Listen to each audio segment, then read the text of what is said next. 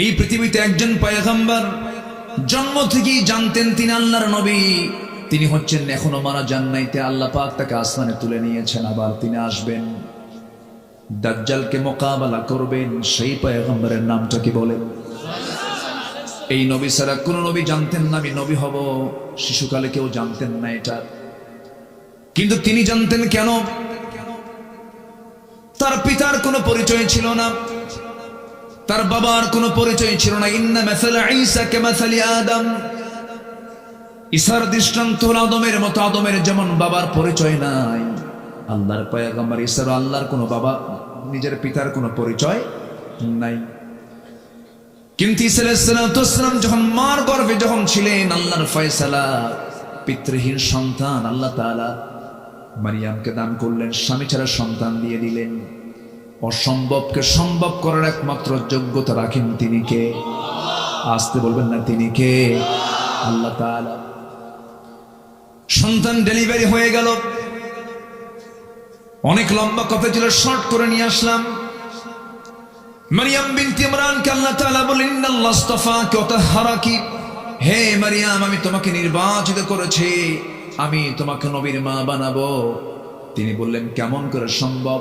লাম ইয়ামসাসনি বাশার, কোন পুরুষ আমাকে স্পর্শ করে নাই, আমি কেমন করে মা হব? তাফসীরে এসেছে তিনি হাম্মাম খানার মধ্যে ঢুকেছেন, ফেরেশতা এসে তার জামার আস্তিনটা টান মারলেন, ফুৎকার দিয়ে দিলেন। আর একটা ব্যাখ্যায় পাওয়া যায় তিনি মুখটা হা করলেন, মুখের মধ্যে মুখ গহ্বরে ফুৎকার দেওয়া হলো, বিনস বন্ধ হয়ে গেল। সন্তান পেটে চলে আসলো। 2 মাস 3 মাস 4 মাস যখন যেতে লাগলো, বাহ্যিক সিমটমটা প্রকাশ পেয়ে গেল। সবাই বলতে লাগলো, মারিয়াম এটা কেমন কথা? তোমার পেটের সন্তান কেমন করে আসলে? এত বড় অঘটন তোমার জীবনে কে ঘটায় দিল? তিনি বললেন, আল্লাহর কসম করে বলি, কোন পুরুষ আমাকে স্পর্শ করে না, আল্লাহ তাআলা আমাকে দান করেছেন। কেউ বিশ্বাস করে না। মারতে মারতে সেই বাইতুল আকসার 500 থেকে তাকে ঘাড় ধাক্কা দিয়ে বের করে দেওয়া হলো। সেই মহিলাকে, যে মহিলা আল্লাহ তাআলা এমন সম্মান তাকে দিয়েছেন, একমাত্র নারী পৃথিবীতে, যিনি দুনিয়াতে বসেই তিনি জান্নাতের খাবারগুলো খেয়েছিলেন। সেই মারিয়ামকে আল্লাহ তাআলা এত সম্মান দিয়েছেন। গোটা কোরআন সূরা ফাতিহা থেকে শুরু করে নিয়ে নাস পর্যন্ত যত সূরা, যত আলোচনা আল্লাহ তাআলা কোরআনে করেছেন, বহু নারীর ইতিহাসও টেনেছেন, নবীর নামও নিয়েছেন, কাফেরদের নামও নিয়েছেন, সাহাবীর নামও নিয়েছেন। একজন সাহাবীর নাম হচ্ছে যায়েদ, ফাকালা যাইদুম মিনহা, সাহাবীর নামও নিয়েছেন, নবীর নাম নিয়েছেন, জালিমের নাম নিয়েছেন। কিন্তু গোটা কোরআনে মারিয়াম ছাড়া সরাসরি কোন নারীর নাম আল্লাহ তাআলা কোরআনে নেন নাই। তিনি কে? মারিয়াম। একটা নামই আছে, সূরার নাম। সূরার নাম কি? মারিয়াম। এই পৃথিবীতে কোন নারী জান্নাতের খাবার দুনিয়াতে বসে খান নাই, তিনি খেয়েছেন। কে? আন্না লাকি হাদা ইয়া মারিয়াম ক্বালাত হুয়া মিন ইনদিল্লাহ ইন্নাল্লাহা ইয়ারযুকু মান ইয়াশাউ বিগাইরি হিসাব। আল্লাহ যাকে চান তাকে এরকম করে বেহিসাবি রিজিক দিয়ে দেন। আল্লাহ আমাকে দিয়ে দিয়েছেন। সেই মারিয়ামকে ওরা ধরে মারতে মারতে রক্তাক্ত করে বাইতুল আকসা থেকে, বাইতুল মুকাদ্দাস থেকে তাকে বের করে দেওয়া হলো। রক্তাক্ত হয়ে পড়লেন। যেদিকে চোখ চলে যায় সেই দিকে রওনা দিলেন, বাইলহাম উপত্যকার দিকে রওনা দিলেন। সন্তান ডেলিভারির সময় হয়ে গেল। 10 মাস যখন পূর্ণ হলো, কেউ তার পাশে নাই। এমন সময় আল্লাহর ফয়সালা, তিনি ঘুমন্ত অবস্থায় থাকলেন, শুকনো ডালের নিচে ঘুমালেন। ঘুম থেকে জাগা পেয়ে দেখেন তার ডান পাশে সদ্য সন্তান ঈসা ভূমিষ্ঠ হয়েছেন। যেরকম সুবহানাল্লাহ।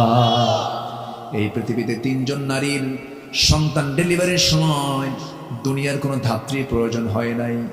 এর মধ্যে একজন হচ্ছেন ইব্রাহিম আলাইহিস সালামের জন্মের সময়। আল্লাহু আকবার। কোন নবী? ইব্রাহিম।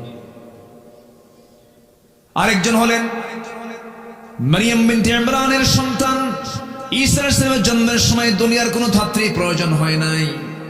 আরেকজন হলেন কোন কেউ নন, তিনি হচ্ছেন জনাবে মুহাম্মদুর রাসূলুল্লাহ সাল্লাল্লাহু আলাইহি সাল্লামের জন্মের সময় ধাত্রীর কোনো প্রয়োজন হয় নাই। আমার নবীজির জন্ম হলো নবীজির জন্ম হওয়ার সঙ্গে সঙ্গে আমিনার কান্না বাড়তে লাগলো। মা আমিনা শুধু কান্দেন আর কান্দেন। সন্তান জন্ম নিলে মা তো খুশি হওয়ার কথা, কিন্তু সন্তান জন্ম নেওয়ার পর যে সবচেয়ে বেশি খুশি হবে সেই খুশি হওয়ার মানুষ তো আগেই নাই, আগেই দুনিয়া থেকে বিদায় নিয়েছে। আমার নবীর বাবা আব্দুল্লাহর ইন্তেকাল হয়ে গেছে। মা আমিনার ঘরে আলো চলে আসছে, কিন্তু আমিনার মুখে কোনো হাসি নাই। আমিনার চোখ বেয়ে শুধু দর দর করে পানি পড়ে। আবু তালেব একদিন স্মৃতিচারণ করতে নিয়ে বলতেছে, ভাতিজা মোহাম্মদ শোনো, তুমি আল্লাহর নবী আমি বিশ্বাস করি, কিন্তু ঈমান আনতে পারতেছি না, ঈমান আনতে পারতেছি না। তুমি আল্লাহর পয়গম্বর আমার বিশ্বাস হয়, একটা স্মৃতিচারণ করি। ও আমার ভাতিজা মুহাম্মদ বিন আব্দুল্লাহ শোনো, তোমার যেদিন জন্ম হলো আমি খুব খুশি হয়েছিলাম। আমি তোমাকে দেখেছি, প্রত্যেক দিন তোমাকে দেখতে যাই, তোমার মার কাছে তুমি কোলে বসে থাকো। কিন্তু একদিন পূর্ণিমা রাতে যে দেখলাম তোমার মা তোমার সামনেই নাই, খেলা হাও মাও করে কান্দে। তোমার পাশে কেউ নয়, তুমি একা একা চাঁদনি রাতের চাঁদনি আকাশের নিচে তোমাকে শুয়ে রেখেছে। তুমি একা একা চাঁদনি রাতের সেই চাঁদের দিকে তাকায় তাকায় তুমি একা একা শুয়ে আছো, তোমার মা কাছে আসতেছে না। সেই সময় আমি লক্ষ্য করে দেখলাম, ভাতিজা মোহাম্মদ তুমি চাঁদের দিকে তাকাচ্ছ, তোমার হাত ডান দিকে নাও, চাঁদও ডান দিকে যায়। তোমার হাত বাম দিকে নাও, চাঁদও বাম দিকে যায়। যখন তুমি তোমার দুই হাতটা দিয়া যখন নিচের দিকে টান মারো, চাঁদটাও কাছাকাছি চলে আসে। ও ভাতিজা মোহাম্মদ, আমি কি ভুল দেখছি না সঠিক দেখেছি? সঙ্গে সঙ্গে রাসূল বলছেন, চাচা আমার জন্মের পূর্বেই বাপ ইন্তেকাল করেছেন। আমার মার তো কষ্ট, আমার মা আমাকে কোলে নিলেই স্বামীর কথা মনে হয়ে যায়, বারবার হাওমাও করে কান্দে। আমার মামার কাছে আসতে পারে না, সেই জন্য আল্লাহ রাব্বুল আলামিন ওই সময়টা আকাশের চাঁদ আমার জন্য খেলনা বানায় দিয়েছিলেন। জোরে বলে সুবহানাল্লাহ। মা আমিনা বলেন, আমার শিশু মুহাম্মদ যখন আমার গর্ভে ছিল, সেই গর্ভে থাকাকালীন আমি যখন কলসি ভরে যখন পানি আনতে যাব, কলসি হাতে নিয়েছি, যখন কূপের ধারে যেতাম দেখতাম উপচে পড়ে কূপের পানিগুলো পড়ে পড়ে যাচ্ছে। আমার দড়ি লাগতো না, টেনে পানি তোলা লাগতো না, উপচে পড়া পানি কূপের উপর দিয়ে সব ভেসে ভেসে পড়তো। মা আমিনা যখন রাস্তা দিয়ে হাঁটতেন, গোটা রাস্তা সুগন্ধে ভরপুর হয়ে যেত। বলো হলো আমিনা, তুমি রাস্তা দিয়ে হাঁটলে পরে সুগন্ধে ভরপুর হয়ে যায়। তার শাশুড়ি অর্থাৎ আমার নবীর দাদি বলতেছিলেন, তুমি যে রাস্তা দিয়ে হাঁটো এরকম সুগন্ধ ইউজ করো, এটা তো উচিত না। মা শোনেন, আমার শিশু মোহাম্মদ যখন গর্ভে আসে, আমার শরীর থেকে সুন্দর সুঘ্রাণ শুরু হয়েছিল। যেরকম সুবহানাল্লাহ। তিনজন নারীর সন্তান ডেলিভারির সময় চুল পরিমাণ তারা কোনো কষ্ট ফিল করেন নাই, তারা টেরই পান নাই। আটা থেকে চুল টান দিলে যেমন টের পাওয়া যায় না, তাদের জন্মের সময় তাদের মারা তেমন কোনো টের পান নাই। ঈসা আলাইহিস সালাম ভূমিষ্ঠ হলেন, ঘুম থেকে জাগা পেয়ে দেখেন সদ্য সন্তান ঈসা আলাইহিস সালাম হাত পা নড়াচড়া করছেন। সন্তানকে কোলে নিলেন, আদর করলেন, স্নেহ দিলেন, চুমু দিলেন। গাছের দিকে তাকায় দেখেন শুকনো ডালটা সবুজের শ্যামলে রূপান্তরিত হয়েছে, ফলগুলো টসটসে পাকা পাকা ধরে আছে। ফলগুলো পারলেন, খেলেন, জীবনের শক্তি ফিরে পেলেন। কেউ তার পাশে নাই। দুধ পান করাচ্ছেন। 3টা দিন 3টা রাত চলে গেছে। বলা হলো, মারিয়াম মানুষের মাঝে চলে যাও, বাইতুল আকসায় চলে যাও, তোমাকে যেতে হবে। তিনি বলেন, কেমন করে যাব? আমি কেমন করে জবাব দেব? সবাই তোমাকে বলবে তুমি তো অসতী নারী, যার সন্তান তুমি সামনে নিয়ে আসছো, কেমন করে জবাব, কেমন করে কি প্রমাণ করব? সঙ্গে সঙ্গে বলা হলো, মারিয়াম কোন কথা তুমি বলতে যাবে না, তোমাকে শেখায় দিচ্ছি। তোমাকে যখন প্রশ্ন করবে তখন তুমি বলবে, ক্বালাত ইন্নী নাযারতু লিররহমানি সাওমা। তুমি বলে দেবে, আমি একজন রোজাদার, আমি কোনো কথা বলবো না, যা বলার তোমরা আমার সন্তানের সঙ্গে বলো। সন্তানটার বয়স মাত্র কয়দিন। এই পৃথিবীতে দোলনায় থেকে নবজাতক বাচ্চা তিনটা কথা বলেছে। কয়জন কথা বলেছে? এর মধ্যে একজনকে বলেন ঈসা আলাইহিস সালাতু ওয়াস সালাম। ঈসা আলাইহিস সালাতু ওয়াস সালাম দোলনায় তিনি কথা বলেছেন। সবাই মিলে যখন মারিয়ামকে যখন চতুর্দিক থেকে ঝেঁকে বসলো, প্রশ্নের বন্যা বয়ে যাচ্ছে। মারিয়াম, তোমার লজ্জা নাই, হায়া নাই, তোমার মধ্যে কোনো শরম টরম কিছু নাই? একটা জারোর সন্তানকে সঙ্গে করে আমাদের মাঝে আবার কেমন করে দেখা করতে আসছো?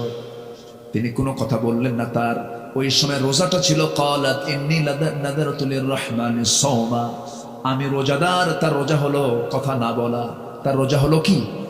কথা না বলা। কথা না বলার রোজা আছে না নাই বলেন? আমরা যে রোজা রাখি, না খেয়ে রোজা রাখি, কিন্তু কথা না বলে থাকি, কথা বলি। কিন্তু আল্লাহ তাআলা কথাও না করে দিয়েছেন, কথা বলতে মানা করেছেন। কোন কথা বলেন?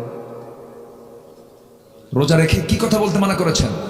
বাজে কথা। সে লোকে রোজা রাখার কোনো প্রয়োজন নাই। মাল্লাম ইয়াদা কাওলা যুর ওয়াল আমালা বিহি ফালাইসা লিল্লাহি হাজাতুন ফি আন ইয়াদা তুআমা ওয়া শারাবাহ। যে ব্যক্তি রোজা থেকে মিথ্যা বেহুদা কথা ছাড়তে পারল না, তার রোজা রাখার কোনো প্রয়োজন নাই। তাহলে মানে কি? কথা না বলাও রোজা, আবার না খেয়ে থাকাও রোজা। তাহলে মারিয়ামের রোজা ছিল কি বলেন? কথা না বলা। আল্লাহর হুকুম পেলেন, তিনি কথা বললেন না। শুধু বললেন আমি কোনো কথা বলবো না। ওই যে দোলনায় শুয়ে আছে নবজাতক, সে কথা বলবে। সবাই হাসে আর বলে মারিয়াম ছিল আধা পাগলি, এখন হয়ে গেছে পুরা পাগলি। এরকম করে হেও করছে। কিন্তু দোলনায় থাকা ছোট্ট বাচ্চা নবজাতক ঈসা আলাইহিস সালামকে যখন নৌকোচায় যখন প্রশ্ন করেছে উপস্থিত লোকজন, বলছে হে সন্তান, তোর পরিচয়টা কি? একজন নবী দোলনায় থেকেই জানতেন তিনি আল্লাহর নবী। তিনি কে বলেন? ঈসা আলাইহিস সালাম। তিনি কি বললেন? قال إني عبد الله آتاني الكتاب وجعلني نبيا। আমি হলাম আল্লাহর গোলাম। আল্লাহ পাক আমাকে ইনজিল কিতাব দিয়েছেন, আর আমার মা হচ্ছেন একজন নবীর মা। যেরকম সুবহানাল্লাহ, আমার মা একজন নবীর মা। এই নবীজি ঈসা আলাইহিস সালাম জন্ম থেকেই জানতেন তিনি আল্লাহর পয়গম্বর। কিন্তু সব নবী কিন্তু জানতেন না। ইব্রাহিম আলাইহিস সালাম নিজেও। ওই আয়াতটা প্রমাণ করে দেয়। তিনি যখন সূর্যের দিকে তাকালেন, নবুয়ত যখন পান নাই, তখন তিনি সূর্যকে দেখে বলছেন ফালাম্মা রাআ আশ-শামসা বাযিগাতান ক্বালা হাযা রাব্বি হাযা আকবার ফালাম্মা আফালাত ক্বালা ইয়া কওমি ইন্নী বারীউম মিম্মা তুশরিকুন। জোরে বলুন আল্লাহু আকবার।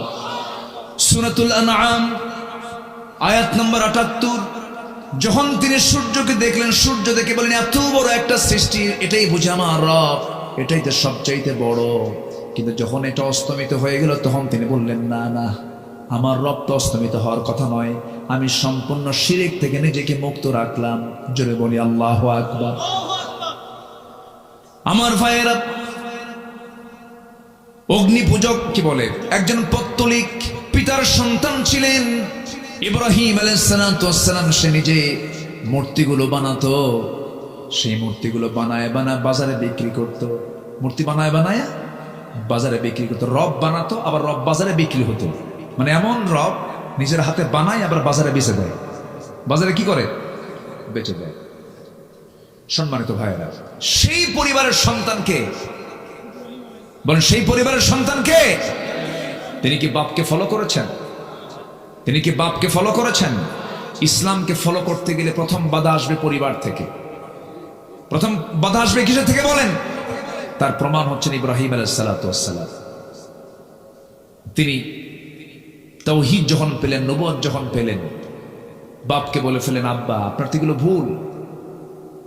দ্বীনের দাওয়াত দিতে লাগলেন। বাপ তার পক্ষ অবলম্বন করলো না। একদিন অনেকগুলো মূর্তি নিয়ে বানায়া বাজারে বিক্রি করতে যাবে। বাপ আগেই চলে গেল, আর ছেলেকে বলল বাজান এই আমার এই মূর্তিগুলো বিক্রি করতে হবে বাজারে, তুমি ঝুড়িতে করে নিয়ে আসো। আমি বাজারে চলে গেলাম। ইব্রাহিম আলাইহিস সালাতু ওয়াস সালাম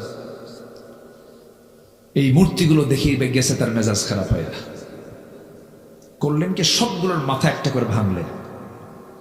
ভেঙ্গে, মাথা ভাঙলে তো সব শেষ হয়ে যায়, মাথা ভেঙ্গে জড়িতে করে নিয়ে চলে গেছেন বাজারে। সামনে রাখা মাত্র এই মাথায় হাত দিয়া তার বাপ আজর বলতেছে, ইব্রাহিম এগুলো কি করছো তুমি? সব তো ভেঙ্গে চুরমার হয়ে গেছে। কাব্বা আর বলেন না। আমি যখন এই মূর্তির ঝুড়ি যখন মাথায় নিলাম, দেখি ওদের মধ্যে গৃহযুদ্ধ শুরু, এমন মারামারি শুরু হয়েছে। আমি উপর থেকে নামাতে দেখি একটারও মাথা নাই। বাপ এখন মনে মনে করে, তুই তো মার দিয়ে দিলি আমারে। মূর্তির যে কোনো শক্তি নাই, ক্ষমতা নাই, সেটা আমিও জানি। তুই তো আমার এমন কথা বললি, আমি এখন যদি বলি এটা কি সম্ভব?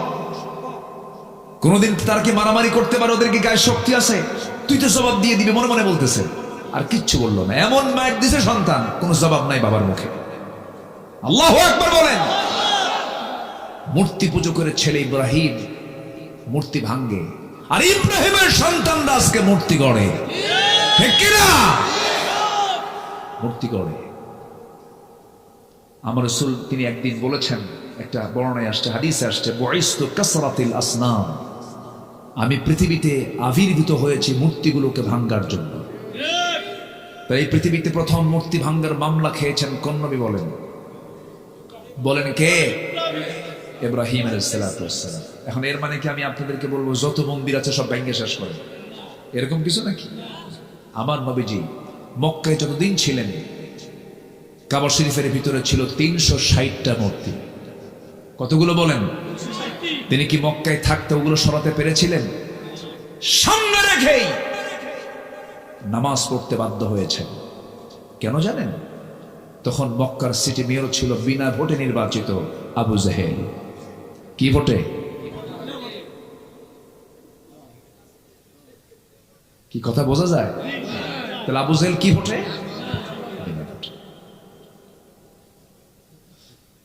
সে আবু জেহেল ক্ষমতায়। আমার নবীজি মূর্তিগুলো দেখলেন, শুধু দেখেই গেলেন, পারলেন না, কারণ পর্থ নাই, র্যাব সীতা কোবরা তো তার হাতে নাই। কথা বোঝেন ভাই?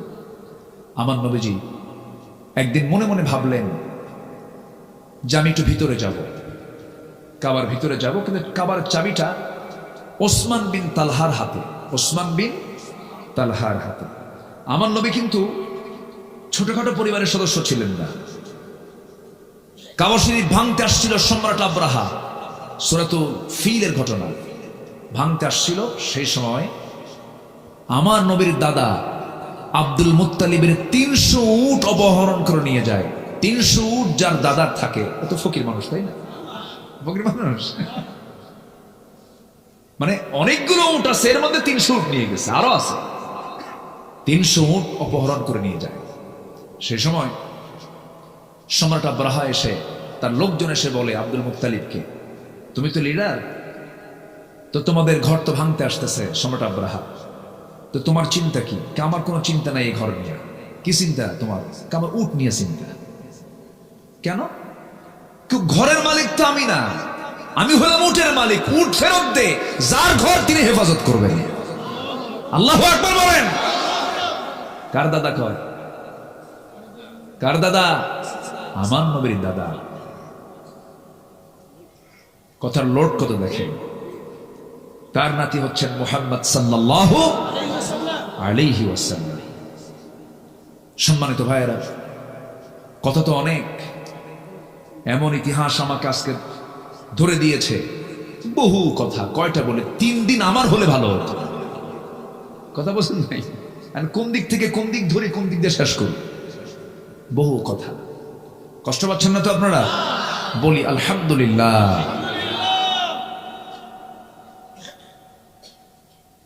ইব্রাহিম আলাইহিস সালাতু ওয়াস সালাম তিনি জীবনে 3টা হিকমতপূর্ণ কথা বলেছেন। কয়টা? 3টা হিকমতপূর্ণ কথা বলেছেন। মাঝে মাঝে তিনি কাঁদতেন, আহারে এরকম পেঁচ খাটায় আমি কথা বললাম কেন? আমার বন্ধুগণ, আল্লাহ রাব্বুল আলামিন ইব্রাহিম আলাইহিস সালামকে এত সম্মান দিয়েছেন, এত মর্যাদা দিয়েছেন, এত তাকে দাম দিয়েছেন। আল্লাহ রাব্বুল আলামিন তাকে একটা দুইটা পরীক্ষা করেন নাই, প্রত্যেকটা পরীক্ষায় তিনি ইব্রাহিমের মুখ থেকে চুল পরিমাণ কখনো নাশকর পান নাই। যেরকম সুবহানাল্লাহ। আল্লাহ রাব্বুল আলামিন এই জন্য তার সম্মান বিশ্ববাসীর সামনে উচ্চকিত করেছেন। সূরাতুল হজের শেষ নম্বর আয়াতে আল্লাহ রাব্বুল আলামিন বলছেন, ঈমানদারকে ডাক দিয়ে বলছেন, আগে ইয়া আইয়ুহাল্লাযীনা আমানু দিয়ে সম্বোধন করে আল্লাহ তাআলা ওয়াজ শুরু করেছেন। লাস্ট আয়াতে বলছেন, ওয়াজাহিদু ফিল্লাহি হাক্কা জিহাদিহি হুয়া ইজতাবাকুম ওয়া মা জাআলা আলাইকুম ফিদ-দীনি মিন হারাজ মিল্লাতা আবিকুম ইব্রাহিম হুয়া সাম্মাকুমুল মুসলিমিন। জোরে বলুন আল্লাহু আকবার। আল্লাহ বলছেন, তোমরা জিহাদের মতো জিহাদ করো। তিনি তোমাদেরকে নির্বাচিত করেছেন এবং তোমাদের জন্য দ্বীনকে তোমাদের জন্য বোঝা করেন নাই, কষ্টকর করে দেন নাই, তোমাদের জন্য এটাকে কঠিন করে দেন নাই। আর জেনে রেখে দিও, তোমাদের সবার জাতির পিতা কিন্তু কেউ নন, তিনি হচ্ছেন ইব্রাহিম আলাইহিস সালাতু ওয়াস সালাম। যেরকম সুবহানাল্লাহ। এবং তিনি নিজেও পরিচয় দিয়েছেন তিনি ছিলেন মুসলমান। আমরাও কি বলেন? আরো জোরে আমরা কি বলেন? মুসলমান। গোটা পৃথিবীতে আজকে প্রায় 200 কোটি মুসলমান। মূল পরিচয় যদি মুসলমানকে যদি লালন করে, কোন প্রকার দ্বন্দ্ব না রেখে, ওয়াহাবি, সুন্নি, আর কি আছে, কত কি আছে, নাম না বলি আর, এই সমস্ত গ্রুপিং না করে যদি আজকে মুসলমান যদি একটা প্ল্যাটফর্মে আসতো, গোটা পৃথিবীর বাতিল শক্তি সব সাগরে হাবুডুবু খেত। ঠিক কিনা? সব হাবুডুবু খেত। কিন্তু ফেরকা আমাদেরকে শেষ করে দিল। ইব্রাহিম তিনি মূর্তি ভাঙ্গেন, আর আমরা মূর্তির পক্ষে কথা বলি। ঠিক কিনা? যদি কোথাও ডিসপ্লে করা, কোন মূর্তিকে সাজানো, হ্যাঙ্গিং করা, কোন ছবিকে হ্যাঙ্গিং করা, এরকম যদি কোন সাজানো, যদি এটা যদি ইসলাম সম্মতই হতো, পৃথিবীর সবচেয়ে বড় স্ট্যাচু নির্মাণ হতো আমার নবীর স্ট্যাচু। আমার নবীর কোন স্ট্যাচু আছে? নাই। আর কি প্রমাণ চাবেন আপনি? সম্মানিত ভাইরা, সম্মানিত বন্ধুগণ, আল্লাহ তাআলা ইব্রাহিমকে অনেক পরীক্ষা করেছেন, সন্তান দিয়েছেন, আবার সন্তানকে কোরবানি করতে বলেছেন কে? তিনি কি মানা করেছিলেন? তার খাতনা হয়েছিল কত বছরে? তার খাতনা করে দিল কে? নিজে। হ্যাঁ, কারণ ওই সময় তার সতরটা খুলবে কে? তার সতর তো দেখার সুযোগ নাই কারো। আল্লাহ বললেন, ইব্রাহিম আমি তোমাকে গোটা জাতির জন্য পিতা বানিয়েছি, নেতা বানিয়েছি, তোমার একটা কাজ বাদ আছে, তুমি এই কামটা সারো। আল্লাহ কিভাবে সারবো? যাও জঙ্গলে যাও। সহি বর্ণনা, এটা হাদিসে আসছে। জঙ্গলে গেলেন, জঙ্গলে গিয়ে 22লা চেনেন? 22 যেটা ওই কাঠ মিস্ত্রিরা বগলের নিচে থুয়ে কাঠ কাটে, ওটাকে কি বলে মুরব্বীরা কন? 22লা না? 22লা। এরকম 22লা নিয়ে গেলেন তিনি আড়ালে, নিজের খাতনা নিজেই সম্পন্ন করলেন। এটাও কি একটা পরীক্ষা না? কম এটাকে ছোটখাটো পরীক্ষা কম? নিজেরটাকে নিজে সাইজ করা সম্ভব? কন আপনি কন? সহজ না। আল্লাহ অর্ডার দিয়েছেন, করে ফেলছেন। কি পিতা আমাদের! যেরকম সুবহানাল্লাহ, ওমিন যুররিয়াতি, আমার সব আওলাদরা, আমার সব সন্তানরা আমাকে ফলো করবে। হে আল্লাহ, তোমার হুকুম আমি পালন করলাম। বুড়ো হয়ে গেছেন, বাচ্চা হয় না। সারা আলাইহিস সালাতু ওয়াস সালাম তার প্রথম স্ত্রী, বাচ্চা নাই। তার তো জীবনে বিশাল বড় পরীক্ষা আসছিল, রাষ্ট্রীয় পরীক্ষা একটা আসছিল তার জীবনে। কিসের জন্য? ওই যে মূর্তি। ওই সময় শিরকের সমস্যা ছিল বড় সমস্যা। প্রত্যেক পয়গম্বর যে যুগে এসেছেন সেই যুগের সবচেয়ে বড় সমস্যা দূর করার জন্য তারা আসছে। মুসা আলাইহিস সালাম যে সময় আসলেন সেই সময় ছিল জাদুর সমস্যা। কিসের সমস্যা? সব জাদু মুজিজা দিয়ে শেষ করে দিলেন মুসা আলাইহিস সালাম, শেষ করে দিয়েছেন। জাতির পিতা ইসলামের সময় সমস্যা ছিল হলো শিরকের সমস্যা। এই সমস্যা তিনি দূর করলেন। দূর করতে গিয়ে সবাই বলল, ইব্রাহিম চলো আমরা শহর ছেড়ে এক মেলায় যাচ্ছি, যাবে তুমি? কে যাব না। কেন? ক্বালা ইন্নী সাকিম। কোরআনের আয়াত তো, সূরা সাফাত পড়েন। আমি তো আয়াতের রেফারেন্স এখন দেওয়ার সময় নেই, যাব কখন? ক্বালা ইন্নী সাকিম, আমি তো অসুস্থ, আমি যেতে পারবো না। মানে কি অসুস্থ জানেন? মানসিক না, মানে তার অসুস্থতা হলো ভাঙবো কখন। কথা বললেন নাই? তার অসুস্থতা কি? শিরক সহ্য করতে পারতেছেন না। ইমানদার শিরককে সহ্য করতে, ইমানদার শিরককে সহ্য করতে পারে। তবে হ্যাঁ, ভুল বুঝবেন না আবার, হিন্দু ভাইদের মন্দির আমরা পাহারা দেব, হিন্দু ভাইদের প্রতিমাকে আমরা গালি দেব না। লা তাসুব্বুল আসনাম, তোমরা কোনো মূর্তিকে গালি দিও না। তোমরা তাদের মূর্তিকে গালি দেবে, তারা তোমাদের রবকে গালি দেবে। ইসলাম কত উদার দেখেন। আমার দেশের মন্দিরগুলো আমরা পাহারা দেই, আর পার্শ্ববর্তী দেশের আল্লাহর ঘর মসজিদকে তারা ভেঙ্গে চুরমার করে দেয়। তাদের কাছ থেকে আমাদের শেখার কিছু নাই, কোনো কিছু শেখার নাই। সম্মানিত ভাইয়েরা, কষ্ট পাচ্ছেন নাকি আপনারা? মূর্তি নিয়ে মনে খুব টেনশন করতেছেন, আমি যাবো না, আমি খুব অসুস্থ। কি সমস্যা? কে? মূর্তি নিয়ে সমস্যা। ইন্নী সাকিব, যাও তোমরা চলে যাও। চলে গেছে। ওনার তো মাথা গরম, হাতে একখান নিছেন, একটা অস্ত্র নিয়ে কুঠার নিয়ে চলে গেছেন কাছাকাছি। সমস্ত মূর্তিগুলোর সঙ্গে কথা বলতেছেন, এই কথা কথা। কেউ কোনো কথা কয় না। সবগুলোর মাথা ভেঙ্গে বড়টার গলায় ঝুলায় রাখছেন। কোঠারটা ঝুলায় রেখে বলতেছে যে তোর যারা বান্দা আসবে, সে যখন প্রশ্ন করবে কে ভাঙছে কে ভাঙছে, তুই বলবি ইব্রাহিম ইব্রাহিম। আল্লাহু আকবার বলবেন। তুই বলবি কি? ইব্রাহিম। ওর কি ক্ষমতা আছে? ক্ষমতা নেই। আমার বন্ধুগণ, ইব্রাহিম আলাইহিস সালাম শিরক উৎখাত করার জন্য কি স্ট্রাগলটা তিনি করলেন, কি সংগ্রাম তিনি করলেন। গোটা টোটাল স্টেট তার বিরুদ্ধে চলে গেল, এমন ষড়যন্ত্র করলো, এমন পরিকল্পনা তারা সাজালো, সম্পূর্ণ মামলা প্রস্তুত করে তারা আইন পাশ হলো, তাকে আগুনে পুড়ে মারো। কিসে পুড়ে মারো? আগুনে পুড়ে মারো। আমার বন্ধুগণ, ইব্রাহিম আলাইহিস সালাম ওই মূর্তিগুলোকে ভাঙার সময় বলেছিলেন, ফারাগা ইলা আলিহাতিহিম ফাকালা আলা তাকুলুন মা লাকুম লা তাতিকুন ফারাগা আলাইহিম দরবান বিল ইয়ামিন। জোরে বলুন আল্লাহু আকবার। আল্লাহ সব কথা বলে দিয়েছে। فأقبلوا إليه يزفون قال أتعبدون ما تنحتون والله خلقكم وما تعملون। জোরে বলুন আল্লাহু আকবার। সব কিছু চুরমার হয়ে গেল। নমরুদের লোকজন সব চলে এসে দেখে সব মেসাকার হয়ে গেছে। কে করলো তদন্ত কমিটি করা হলো, প্রশ্ন করা হলো। এবার ইব্রাহিমের কাছে তদন্ত কমিটি এসে বলল, ইব্রাহিম কে করেছে এই কাজ? আগের বার বলা হলো চলো আমরা মেলায় যাই, তিনি বলেন ইন্নী সাকিম, আমি অসুস্থ, যেতে পারবো না।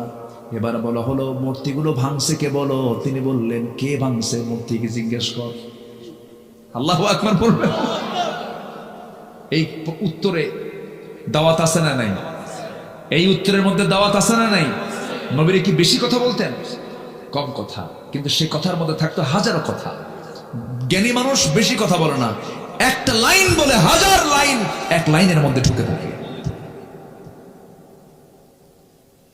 ইব্রাহিম আলাইহিস সালাম এমন করে জবাব দেওয়ার সঙ্গে সঙ্গে সব লজ্জিত হয়ে গেল। ঠিকই তো, এমন রব আমাদের, কথাই তো বলতে পারে না। কে তার কাছে আসলো আমাদের রব তাও জানে না, এটা কেমন কথা। আমার নবীর সামনে একদিন কোন এক সাহাবী এসে বলছে, হুজুর ওয়াজ তো আপনার শুনে, আজকে আপনি আমার ওয়াজ শোনেন। রাসূল বলেন, কি ওয়াজ শোনাবা বলো। রাসূল শুধু কথা শুনতেন, কথা বলতেন না, তিনি কথা শুনতেনও। অনেক সময় লম্বা সময় সাহাবীদের কথাও তিনি শুনতেন, মত বিনিময় করতেন। দেখবেন কিছু কিছু লোক আছে শুধু কয় কিন্তু শোনে না, আছে না? খালি কয়, খালি বুদ্ধিজীবী, কারো কথা শোনে না। আমার নবীজি সাহাবীদের কথাগুলো মনোযোগ দিয়ে শুনতেন, ফয়সালা দিতেন। এক সাহাবী এসে বলছেন, হুজুর আজকে আমার ওয়াজটা শুনতে হবে। কি ওয়াজ বলো। হুজুর, ইসলাম যখন পাই নাই, দিন যখন পাই নাই, আমরা পৌত্তলিক ছিলাম, একটা মূর্তির পূজা করতাম, দেবতা মনে করতাম, ভাগ্যের প্রতীক মনে করতাম, বুকে নিতাম, ঘাড়ে নিতাম, পিঠে নিতাম, সব সময় নিয়ে চলতাম। কোন একদিন সফরে বের হয়েছি, ওই দেবতাকে সাথে নিয়েছি। হঠাৎ করে আমার পেশাবের চাপ লাগলো, প্রকৃতির চাপ খুব বেশি আসার কারণে আমি থাকতে পারলাম না। সঙ্গে আমার দেবতাকে কেমন করে নিয়ে যায়। দেবতাকে সম্মান করে উঁচু একটা জায়গায় রেখে আড়ালে চলে গেলাম শৌচকার্য করার জন্য। শৌচকার্য কমপ্লিট করে এসে দেখি, হুজুর আমার সেই দেবতার মাথা থেকে পা পর্যন্ত ভিজা। ভাবলাম রহমতের পানি, রহমতের পানি মনে করে আমার জিহ্বাতে এমন লেহন দিলাম, এমন একটা চাটন দিলাম, দেখি আমতা আমতা গন্ধ। সামনের দিকে চায় দেখি, হুজুর কুকুরটার লেজ গুটায় গুটায়া যায়। ভাবলাম এটাই তো কাম সারছে, আমি কি চাটলাম। এমন রাগ উঠছে হুজুর, আমি মনে মনে চিন্তা করলাম, সারা জীবন আমি তোর গোলামি করে গেলাম, তোকে সৌভাগ্যের প্রতীক মনে করলাম, তুই নিজের অস্তিত্ব নিজে রক্ষা করতে পারিস না, যা আমি তোর গোলামি করব না। এমন একটা আসার মানলাম, এক আসারে ভেঙ্গে চুরমার করে আপনার কাছে এসে আমি এমন রবের সন্ধান পেয়েছি যে রবটা হলেন তাবারাকাল্লাযী বিয়াদিহিল মুলকু ওয়া হুয়া আলা কুল্লি শাইইন কাদির। আমার নবীজি কথাগুলো শুনতেছিলেন, মুস্কি মুস্কি হাসি মারলেন, আর সাহাবে কেরাম একটা আওয়াজ দিয়ে হাসলেন, জোরে বলেন সুবহানাল্লাহ। আমার বন্ধুগণ, ভুল বোঝা যাবে না। আবার ঝড়ের রাতে একটা পাখি যেমন তার বাচ্চাগুলোকে তার দুই ডানার মধ্যে সমস্ত ঝড় থেকে বাঁচানোর জন্য চেষ্টা করে, একটা মুসলিম রাষ্ট্রে, মুসলিম জনপদে অন্য ধর্মের মানুষ ঝড়ের রাতে পাখির ছানাগুলোকে যেমন পাখি আগলে রাখে, মুসলমানদের দায়িত্ব হলো অন্য ধর্মের মানুষকে এমনই করে আগলে রাখা। আলহামদুলিল্লাহ বলেন। ভুল বোঝা যাবে না। আমার বক্তৃতাকে আবার কাটিং করবেন না, উল্টাপাল্টা করবেন না, এগুলি স্পর্শকাতর কথা। ইব্রাহিম আলাইহিস সালাতু ওয়াস সালাম যখন স্ট্রেট কথা বলে দিলেন, তারা লজ্জিত হলো, কিন্তু অন্যদিকে তারা আইন পাশ করে ফেললো। তারা বলল, নিঃসন্দেহে এটা ইব্রাহিমের কাজ, ওকে ধরো। ধরা হলো, বলা হলো কি করা যায়। নমরুদের পার্লামেন্টে পাশ হলো, গোটা দেশের জনগণকে সব হাজির করে সবার চোখের সামনে ইব্রাহিমকে আমরা আগুনে ফেলে দেব। যেরকম নাউজুবিল্লাহ। তাহলে দ্বীনের দাওয়াত দিতে গেলে নবীদেরকে আগুনে ঢুকতে হয়, দ্বীনের দাওয়াত দিতে গেলে দেশ ছাড়তে হয়, ঈমানকে রক্ষা করতে গেলে ফাঁসির মঞ্চে যেতে হয়। ইমাম ইবনে তাইমিয়া রাহিমাহুল্লাহ দামেস্কের জেলখানায় তাকে জেলবন্দি করে রেখেছে। সেই দামেস্কের জেল সুপার কান্দে আর কয়, হুজুর আমরা হুকুমের গোলাম, কোনো খেদমত করতে পারছি না, আমাদেরকে মাফ করে দিয়ে। বলতেছে ইমাম ইবনে তাইমিয়া, হুজুর কিয়ামতের দিন কি আমাদের কোনো জবাব দিতে হবে আল্লাহর কাছে? এই যে আমরা হুকুমের গোলাম, বাধ্য হচ্ছি, কি করব এখন? ইমাম ইবনে তাইমিয়া বললেন, জেল সুপার শোনো, তোমাদের মতো ব্যক্তির কারণে জালিমরা জুলুম করার সুযোগ পায়। যুবকরা, তুমি একজন বাংলাদেশ, তুমি একজন একা একজন বাংলাদেশ। তোমাকে ভাবতে হবে, তোমাকে চিন্তা করতে হবে, তুমি ইব্রাহিমের সন্তান। তোমাকে ভাবতে হবে তুমি রাসূলের উম্মাহ। তোমাকে ভাবতে হবে, তোমাকে চিন্তা করতে হবে, তোমাকে এগিয়ে আসতে হবে। সকল শিরিক বিদআতের বিরুদ্ধে সংগ্রামে ঝাঁপিয়ে পড়তে হবে। বাতিল শক্তির কাছে মাথা নত করব না আমরা। রাজি আছেন কারা কারা? হাত উঁচু করে দেখান মুসলমান।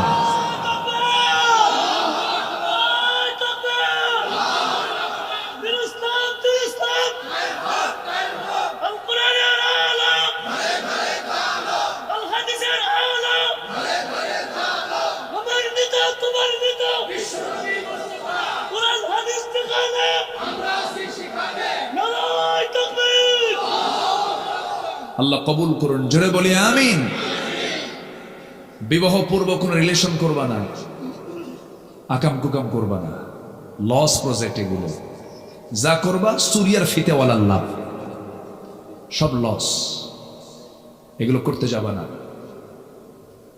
এরপর খারাপ বন্ধু নির্বাচন করবা না, ভালো বন্ধুর সঙ্গে চলবা। মাস্টারবেশন করবা না, বাপ হওয়ার যোগ্যতা হারিয়ে ফেলবে। পর্নোগ্রাফি দেখবে না, তোমার ফ্রন্টাল সেলগুলো সব ধ্বংস হয়ে যাবে। তোমাকে ধ্বংস করার জন্য প্রযুক্তি প্রস্তুত হয়ে আছে, ডিভাইস প্রস্তুত হয়ে আছে, তোমাকে ধ্বংসের দিকে নিয়ে যাচ্ছে। To back Islam, to back Quran. কোরআনের দিকে আসো, ইসলামের দিকে আসো। এর মধ্যে যে মজা, এর মধ্যে যে অমৃত স্বাদ তুমি যদি পেয়ে যাও, পৃথিবীর কোন স্বাদ তোমাকে স্বাদ দিতে পারবে না। তাহাজ্জুদে দাঁড়িয়ে যাও, আল্লাহর কাছে কাঁদো। পৃথিবী আমার আসলেই তো, পৃথিবীর জীবনটা হচ্ছে আমার জন্য একটা মায়া মরিচিকা, একটা প্রতারণা, একটা ফাঁদ। কিছুক্ষণ পর আমি এমনি চলে যাচ্ছি, অথবা এখনই চলে যাচ্ছি। কার কাছে? আসতে বলবেন না, কার কাছে? এটা মাথায় নিয়ে চলবা। ওই সমস্ত নেতৃত্ব মানবা না যারা নামাজের কথা বলে না, যারা দ্বীনের কথা বলে না, যারা তোমার হাতে ইয়াবা তুলে দেয়, যারা মদের বোতল তুলে দেয়, যারা জেনা করার জন্য নারী তুলে দেয়। ওই সমস্ত নেতৃত্বের মুখে আমরা থুতু মারি, জুতা মারি। যাব না সেই দিকে। জোরে বলি ইনশাআল্লাহ, আর জোরে বলি ইনশাআল্লাহ। মদ খাওয়া কি?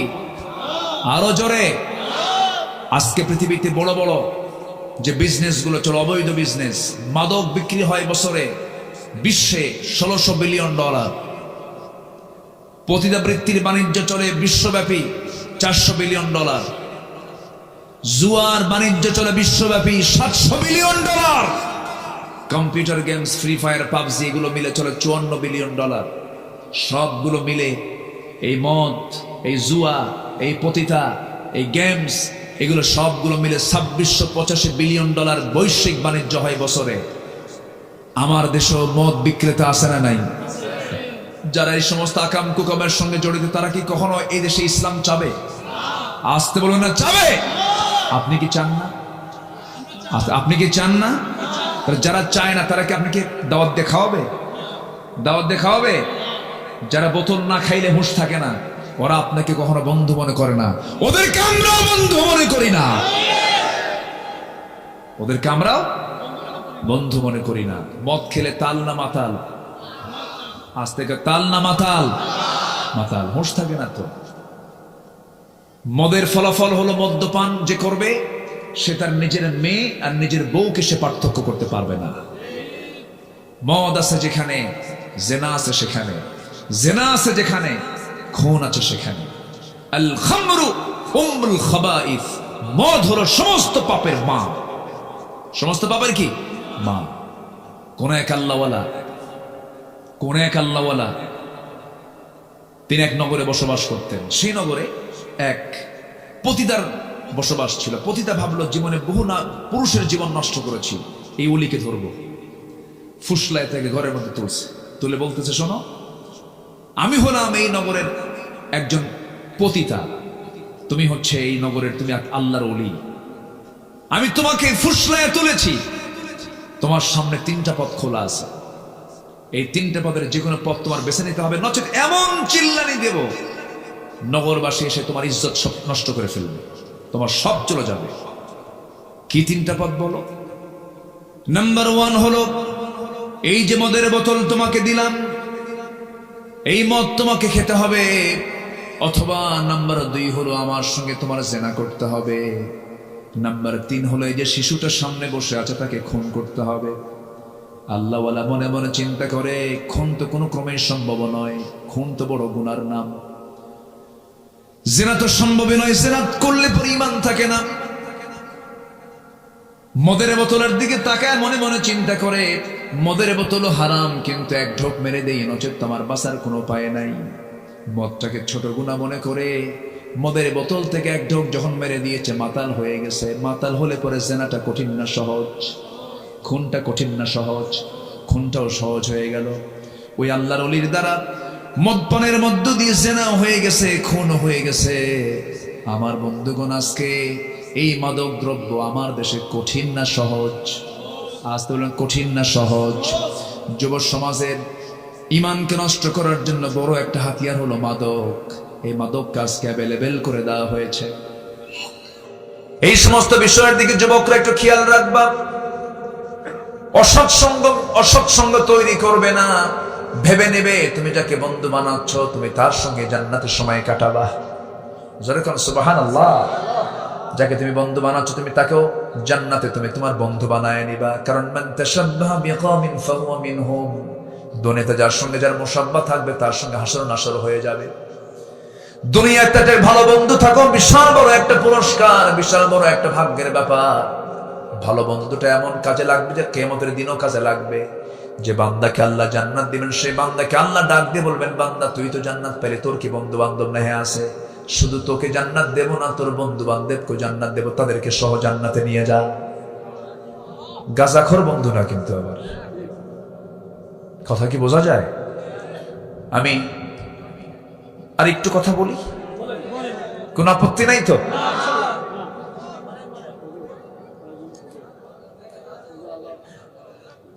কোন আপত্তি নাই তো আপনাদের?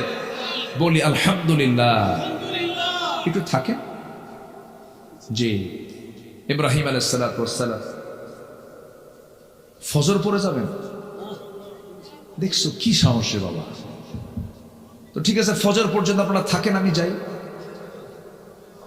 ও আমি সহ অনেক ভালো মানুষ আপনারা। বলি আলহামদুলিল্লাহ। ইব্রাহিম আলাইহিস সালাম রাষ্ট্রীয় ষড়যন্ত্রের শিকার হলেন। শেষ পর্যন্ত তাকে পরীক্ষায় পড়তে হলো চূড়ান্ত ভাবে। সিদ্ধান্ত পাকাপোক্ত হয়ে গেছে, আগুনে ফেলবে। কে আগুনে ফেলতে পারে না? নমরুদ করলো কি? শয়তানের পরামর্শ নিয়ে চতুর্দিকে জেনার কাজ শুরু করে দিল। কিসের কাজ বলেন? জেনার কাজ শুরু করে দিল। এরপর চরকিতে হাত দেবে কে? কেউ ফেলতে পারে না। ইব্রাহিম আলাইহিস সালাম দেখতে পেলেন তার জন্মদানকারী পিতা তাকে আগুনে ফেলার জন্য পিতা পর্যন্ত চরকিতে হাত দিয়েছে। চোখে পানি চলে আসছে, কাঁদতে কাঁদতে বলছে, আল্লাহ, আমার আব্বা, আমার জন্মদাতা, আমার আব্বা পর্যন্ত আমাকে আগুনে ফেলতে চায়, আল্লাহ তুমি আমাকে বাঁচাবে না? যেরকম সুবহানাল্লাহ। বাঁচিয়েছেন কে? আসতে বলেন, বাঁচিয়েছেন কে? এই দিকে লক্ষ্য করে আল্লামা ইকবাল বলেছেন, আসফি হুজু ইব্রাহিম কা ইমা पैदा आग कर सकती है एक अंदाज गुलिस्ता पैदा। আজ কোথাও যদি উদয় হয় ইব্রাহিমের মতো ঈমান করতে পারে অগ্নিকুণ্ডে খুবসুরত এক গুলিস্তান। জোরে বলুন আল্লাহু আকবার। আজও যদি মুসলমানদের ভিতরে সেই ইব্রাহিমের ঈমান যদি লালন করতে পারে, আজকে আগুনটা জান্নাত হয়ে যাবে। শর্ত হলো ঈমান আনতে হবে ইব্রাহিমের মতো। কার মতো বলেন? ইব্রাহিমের মতো। আমার বন্ধুগণ, তিনি জীবনে তিনটা হিকমতপূর্ণ কথা বলেছেন। তিনি বলেছেন, আমি অসুস্থ। বলা হলো মূর্তিগুলো ভাঙছে কে? তোমরা মূর্তিকে জিজ্ঞাসা করো। আরেকটা হলো ওই আগুন থেকে তিনি যখন সুস্থ হয়ে সে আগুন থেকে বের হয়ে আসলেন, তার গায়ের পশম পর্যন্ত আগুনে স্পর্শ করতে পারে নাই। সেখান থেকে বের হয়ে সারা আলাইহিস সালামকে সঙ্গে করে নিয়ে রওনা দিলেন, সফর করলেন। লম্বা সফরে বের হয়ে গেছেন, এমন সময় এক জালিম শাসকের কবলে পড়ে গেছেন ইব্রাহিম আলাইহিস সালাম। সেই জালিম শাসক সারা আলাইহিস সালাতু ওয়াস সালামের দিকে বদনজর দিয়ে ফেললো। ইব্রাহিম আলাইহিস সালাতু ওয়াস সালামকে প্রশ্ন করে ফেলতেছে, ইব্রাহিম তোমার সঙ্গে এই মহিলার পরিচয়টা কি? সঙ্গে সঙ্গে তিনি বললেন, এটা আমার বোন হয়। কি হয়? বোন হয়। বউটা বললেন না, এই জন্য বউ বললে পরে সে নিশ্চিত রাজাটা তার বউকে নিয়ে চলে যাবে। বোন বললেন সে যেন আমার কাছে থাকতে পারে, বোন মনে করে যেন সে ছেড়ে দেয়। কিন্তু তিনি যে বোন বলেছেন, বউকে বোন বলেছেন, হিকমতপূর্ণ ভাবে কথাটা যদিও বলেছেন, কিন্তু কথাটা দ্বীনের সম্পর্কের দিক থেকে কিন্তু ঠিকই আছে। ইন্নামাল মুমিনুনা ইখওয়াহ, কোনো প্রবলেম নাই। কিন্তু তিনি হিকমতপূর্ণ কথা বলার পরও তিনি বাঁচতে পারলেন না। বউটাকে নিয়ে চলে গেছে জালিম শাসক। জালিম শাসক নিয়ে চলে যাওয়ার পরে জেনা করবে, আল্লাহর নবীর স্ত্রীর সঙ্গে জেনা করবে। কিন্তু দেখা গেল পরপর 3টা দিন চেষ্টা করলো, দুটো হাত যখন সারার সামনে নিয়ে যায় হাত পাতার অবশ হয়ে যায়, পারলো না। নবীর স্ত্রীদেরকে স্পর্শ করার কোনো ক্ষমতা নাই। শেষ পর্যন্ত ওই রাজা, জালিম রাজা বলে ফেললো, শোনো সারা, তোমার মতো একজন নারী আমার এই জায়গায় বহুদিন যাব, তার স্বামী তার দিকে আগায় গেলে পরে আমার হাত পাটা অবশ হয়ে যায়, আমি তাকে স্পর্শ করতে পারি না। শুধু আমি তোমাকে মুক্তি দিলাম না, সঙ্গে সঙ্গে ওই মহিলাকে, ওই নারীকেও মুক্তি দিয়ে দিলাম। সারা আলাইহিস সালাতু ওয়াস সালাম ওই জেলখানা থেকে, ওই জালিম শাসকের কবল থেকে যখন তিনি বের হয়ে আসতেছেন, একা আসলেন না, সাথে তিনি সঙ্গে করে যাকে নিয়ে আসলেন তিনি হচ্ছেন হাজেরা আলাইহিস সালাতু ওয়াস সালাম।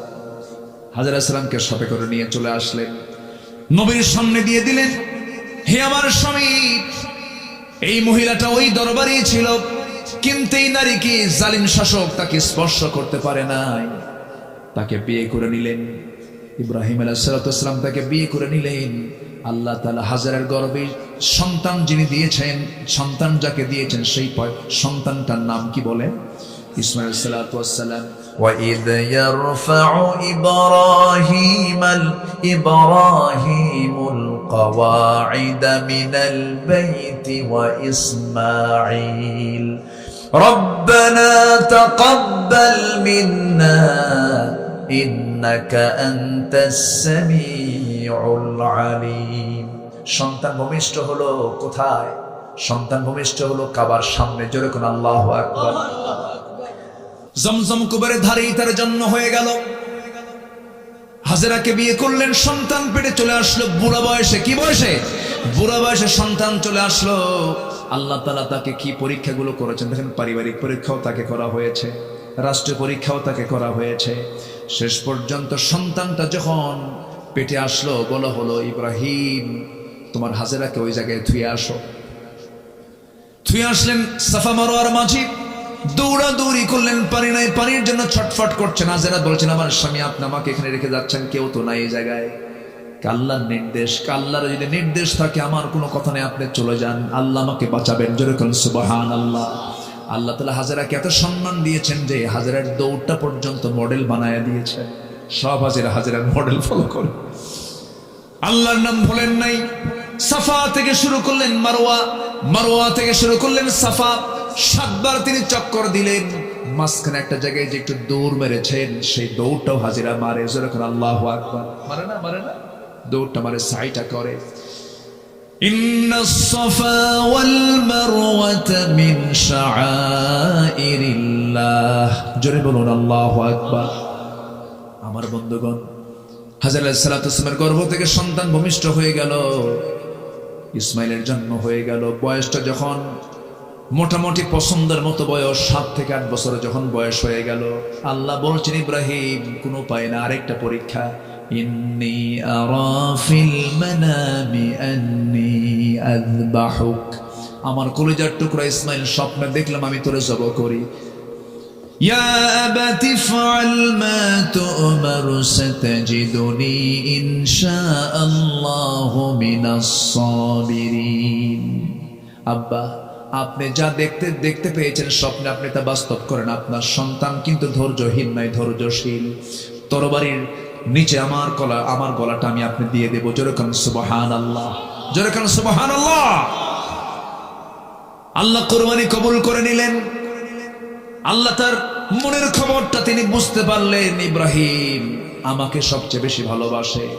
এই কুরবানির প্রচলন আজও দুনিয়াতে আছে না নাই? এটা কোন নবীর সুন্নাত? বলেন কোন নবীর? কোন নবীর? আমার বন্ধুগণ, আল্লাহর ঘরে যে কাবা নির্মাণ করা হলো, মিস্ত্রি ছিলেন ইব্রাহিম আলাইহিস সালাতু ওয়াস সালাম, তার যোগান ছিলেন, হেল্পার ছিলেন কোন নবী বলেন? ইসমাঈল আলাইহিস সালাম। ওয়া ইদ ইয়ারফাউ ইব্রাহিমুল কাওয়াইদা মিনাল বাইতি ওয়া ইসমাঈল। আল্লাহু আকবার। একটা পাথর, এখনো সেই পাথর আছে না নাই বলেন? ওই পাথরের উপর দাঁড়িয়ে দাঁড়িয়ে লিফটের মতো কাজ করতো, পাথরটা উঁচু নিচু হতো। হ্যাঁ জি, পারদাগো আছে জি, আলহামদুলিল্লাহ। তো সেই পাথরটা এখনো আছে। এই স্মৃতিচিহ্নগুলো আমাদের সবার দেখার দরকার আছে না নাই? আল্লাহ তুমি সবাইকে জীবনে একটাবার যাওয়ার তৌফিক দিয়ে দাও, অন্তত একবার যাওয়ার তৌফিক দাও। জোরে বলি আমিন। সব হজের মতো ইবাদতের সব স্মৃতি। আজকে সূরার নামও কি? হজ। হজের সাথে কোন নবীর সম্পর্ক বেশি বলেন? কোন নবীর সম্পর্ক বেশি? আল্লাহ তাআলা এই জন্য এই সূরার মধ্যেই শেষ আয়াতে বলেছেন মিল্লাতা আবিকুম ইব্রাহিম। আসুন সেই ইব্রাহিমের স্মৃতিকে আমরা লালন করি, তার ঈমানকে আমরা লালন করি, তার সুন্নাহকে আমরা ফলো করি। তিনি কি বলেছেন? শেষ পর্যন্ত সূর্য যখন অস্তমিত হয়ে যায় বলে না এটা আমার রব নয়। তিনি ঘুরে দাঁড়িয়ে কি বললেন? সবাই আমরা বলি, আওয়াজ দিয়ে বলি, ইন্নী ওয়াজ্জাহতু ওয়াজহিয়া লিল্লাযী ফাতারাস সামাওয়াতি ওয়াল আরদা হানিফা ওয়ামা আনা মিনাল মুশরিকিন লা শারীকা লাহু ওয়া বিযালিকা উমিরতু ওয়া আনা আউয়ালুল মুসলিমিন। জোরে বলুন আল্লাহু আকবার। আয়াত ঠিক আছে না? হ্যাঁ ঠিক আছে। সম্মানিত ভাইরা, তিনি কি বললেন? কোন দিকে আমার চেহারা ঘুরাবো না, আমি চেহারা ঘুরাবো কার দিকে? বলেন কার দিকে? রবের দিকে। এবং কোন শিরকের কাজে আমি অংশগ্রহণ করব না, শিরক থেকে আমি নিজেকে মুক্ত রাখলাম। আসুন সেই পিতা ইব্রাহিম আলাইহিস সালাতু ওয়াস সালামের আনিত সুন্নাহগুলোকে, তার আদর্শকে আমরা লালন করি, তার চেতনাকে আমরা লালন করি, সমস্ত কুফুর থেকে, শিরিক থেকে নিজেকে মুক্ত রাখার চেষ্টা করি। আল্লাহ তাআলা সেই তৌফিক সবাইকে দান করুন। আমরা সবাই নামাজ পড়ি তো নাকি? নামাজ কয় ওয়াক্ত বলেন তো? 5 ওয়াক্ত নামাজ পড়তে রাজি আছেন কার? একটা হাত তুলে দেখেন তো। জোরে বলি ইয়া আল্লাহ, আমাদেরকে 5 ওয়াক্ত সালাত আদায় করার তৌফিক তুমি আল্লাহ দিয়ে দাও। জোরে বলি আমিন। আরো জোরে আমিন। হাত নামান। সম্মানিত ভাইরা, মন তো চাই কথা বলি, রাতও হয়েছে অনেক, আর শেষ ক্লাসটা নেওয়া একটু কঠিন। আমরা যখন ছোটবেলায় যখন পড়তাম শেষ ক্লাস, প্রথম ক্লাস খুব মজা লাগে। শেষ ক্লাসে যখন স্যার ঢুকতো মনে হতো স্যার যাবে কখন, এরকম মনে হতো। শেষ ক্লাসটা নেওয়া একটু কঠিন। তো যাই হোক, আল্লাহ তাআলা যতটুকু সুযোগ দিয়েছেন বলেছি আমরা আমল করব। জোরে বলি ইনশাআল্লাহ। সবার কাছে আমি দোয়া চাই, সবাইকে আমার জন্য দোয়া করবেন না? আমিও দোয়া। আমার রবিউল ভাই কোথায়? পিছে পিছে থাকে কেন? আসেন। সম্মানিত ভাইয়েরা, এই ভাইটা এই মাহফিলের শুরু থেকে আজ পর্যন্ত কি স্ট্রাগল করে এই মাহফিলটা তিনি চালিয়ে যাচ্ছেন। আল্লাহ তুমি তাকে যোগ্যতার সাথে এই মাহফিলকে প্রতি বছর পরিচালনা করার তৌফিক তুমি আল্লাহ তাকে দিয়ে দাও। জোরে বলি আমিন। ওঠেন কেন? দোয়া করবেন না? দোয়া ছাড়া কি হয় বলেন তো? একটু বসেন, একটু বসেন, একটু বসেন। আমি জানি আপনার কষ্ট হচ্ছে, কিন্তু একটু কষ্ট করি, দোয়াটা আমরা করে যাই। আরেকটা ঘোষণা আমি আপনাদেরকে দিতে চাই, সেটা হলো, আমি বেশি লম্বা বলবো না, বেশি কিছু। একদিন আমরা সবকিছুর অনুকূল পরিবেশ ফিরে পাব। আগামীকালকে মাহফিল, যেটা শেষ রজনীর যে মাহফিল, কোন একটা কারণে, আমি কারণটা আমি ব্যাখ্যা দিতে চাচ্ছি না। আকলমন্দ ইশারা বাসাত, সচেতন ব্যক্তির জন্য ইঙ্গিতটাই যথেষ্ট। আমি লম্বা কোনো ব্যাখ্যা না, এবং আপনি কোনো কারণ জিজ্ঞাসাও দরকার নেই। বুঝে নেন, সময় আসবে। আমার নবীজি 13 বছর মক্কার কাবার ভিতরে মূর্তি রেখে তিনি সেজদা দিয়েছেন। যখন সময় হয়েছে, সরিয়ে ফেলেছেন, ঠিক কিনা? আগামীকালকের মাহফিল কোন একটা কারণে, অনিবার্য কারণে স্থগিত করা হয়েছে। আগামীতে আবারও যদি সুন্দর পরিবেশ আমরা ফেরত যদি পাই, আগামীতে আবার আমরা মাহফিলের সৌন্দর্য ফিরে আনার জন্য, আমি তো মনে করি শেষ দিনের মাহফিলটা হলো একটা আলাদা সৌন্দর্য। যাই হোক, হয়তো আল্লাহ এর মধ্যে কোনো একটা কল্যাণ রেখে দিয়েছেন, নিহিত আছে, কোনো টেনশন নয়। আমার বিশ্বাস আগামীর সূর্য হবে ইসলামের সূর্য। জোরে বলি ইনশাআল্লাহ। খুব বেশি দিন সময় নেই, এই দিন আসবে, এই দিন আসবে, এই দিন আসবে। জোরে বলি ইনশাআল্লাহ। এই আশাবাদ কামনা করে আজকের মাহফিলের দোয়ার মধ্য দিয়ে এই বছরের গোল্ডেন টাচ মাহফিলের সমাপ্তির দিকে আমরা চলে যাচ্ছি।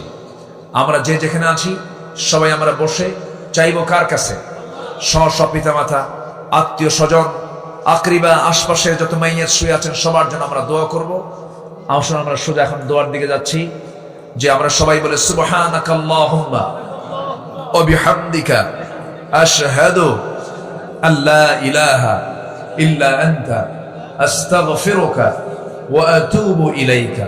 চিৎকার মেরে বলি, ইয়া আল্লাহ, আমার জীবনের সগীরা কবিরা, ছোট বড় সব গুনাহ তুমি আল্লাহ মাফ করে দাও। জোরে বলুন ইয়া রাব্বাল আলামিন।